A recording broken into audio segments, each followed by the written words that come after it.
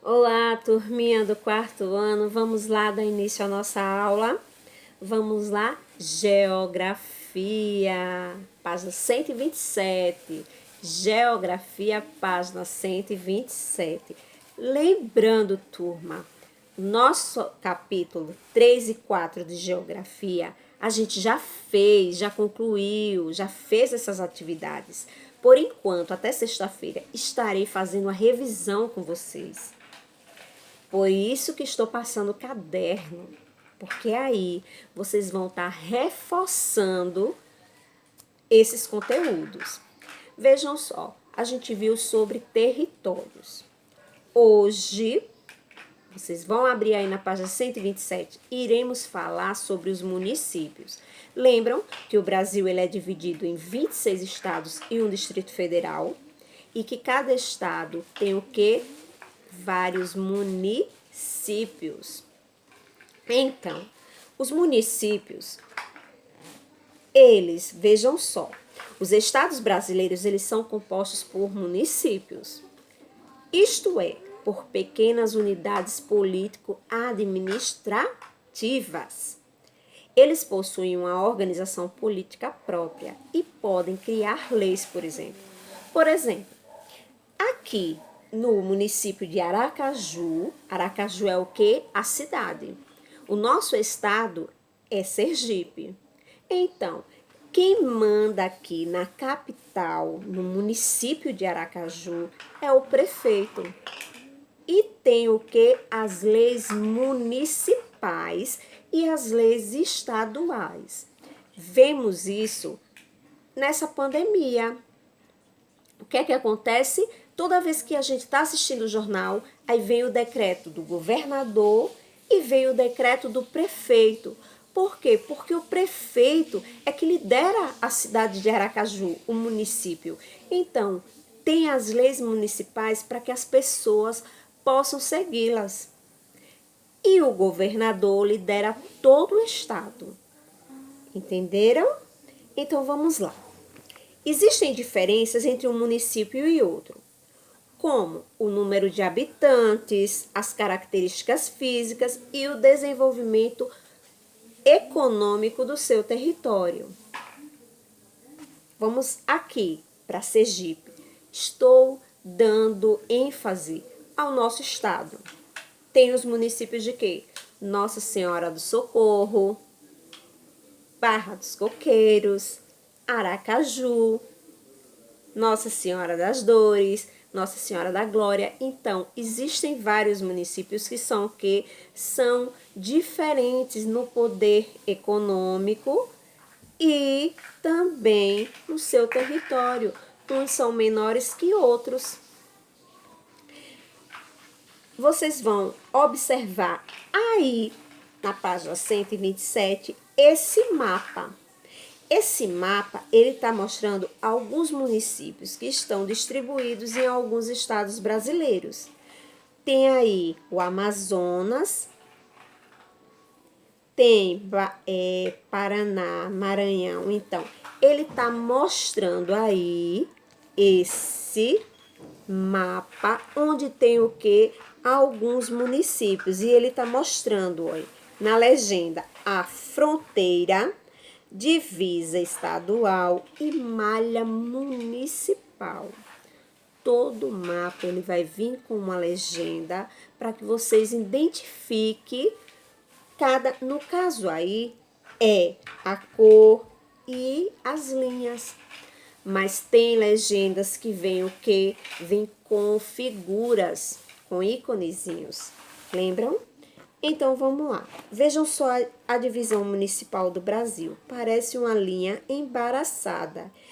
Isso acontece porque existe em nosso país um grande número de municípios. Para você ter uma ideia, em 2019 o país possuía 5.570 municípios. Imaginem quão grande é o nosso Brasil. Então, espero que vocês estejam entendendo. Vamos falar sobre 3 coisinhas que estavam lá nesse mapa na legenda. o limite, a divisa e a fronteira. Qual será a diferença entre eles? Então, a delimitação dos territórios é determinada ao longo da ocupação humana por meio de acordos ou conflitos. Por isso, essa delimitação pode ser alterada com o tempo. Muitas vezes, as demarcações também são feitas utilizando linhas imaginárias, como são observadas no mapa. As linhas imaginárias que separam os territórios dos municípios são chamadas de limites municipais. Essas linhas separam os estados, são chamadas de divisas estaduais. E as linhas que separam os países são chamados de fronteira. Então, vejam só, os limites, eles são o quê? São as linhas imaginárias que vão separar os territórios dos municípios. Já a divisa é a linha imaginária que vai separar os estados. E a fronteira é as linhas imaginárias que vão separar os países. Então, essas são a diferença dos três. Todos três são separações. Perceberam? Só que o limite é municipal. Por quê? Porque vai separar os municípios. A divisa estadual, porque vai separar os estados. E a fronteira vai separar os países. Vocês já ouviram em filme, às vezes dizem o quê? Ah, vamos lá para a fronteira de... Aí fala o nome do país. Então, por quê? Porque ali é a divisão entre um país e outro. Aí você passa, já está em outro país, ali naquela fronteira, certo? Então, para demarcar os limites, as divisas e as fronteiras, utilizando as linhas imaginárias que aparecem nos mapas, são utilizados tanto os elementos naturais como elementos construídos pelos seres humanos. Ou seja, elementos naturais, um rio que separa um lugar do outro, no caso, Aracaju da Barra dos Coqueiros, ou quando ele fala algum elemento construído pelos seres humanos, a ponte, ou um muro, uma cerca. Então, isso vai fazer com que o quê? Separe um lugar do outro. E ele dá aí um exemplo. Veja um exemplo de delimitação do qual é utilizado um elemento natural. Aí ele mostra aí o quê? Um rio separando um lugar do outro. O Rio São Francisco e a Orla de Petrolina em Pernambuco, 2016, esse rio brasileiro delimita os estados de Alagoas e Sergipe, além da parte de Pernambuco e da Bahia. Lagos e montanhas também são exemplos de elementos naturais, utilizados como referencial para a demarcação dos territórios.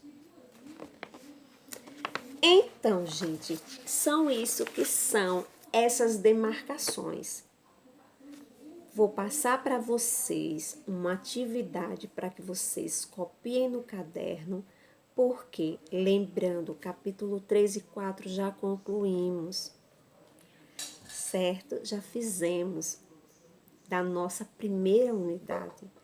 Agora vamos estar revisando e não se preocupem, porque todas as atividades que vocês estão fazendo, quando retornarmos, vocês vão levar todos os cadernos, todos os livros, para que a gente possa estar colocando todas as correções atualizadas, certo?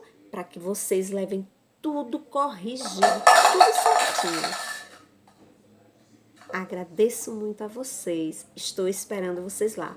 Lembrando, o aplicativo é para que se tire as dúvidas, para que vocês falem a respeito do conteúdo, não para que conversem aleatoriamente, certo?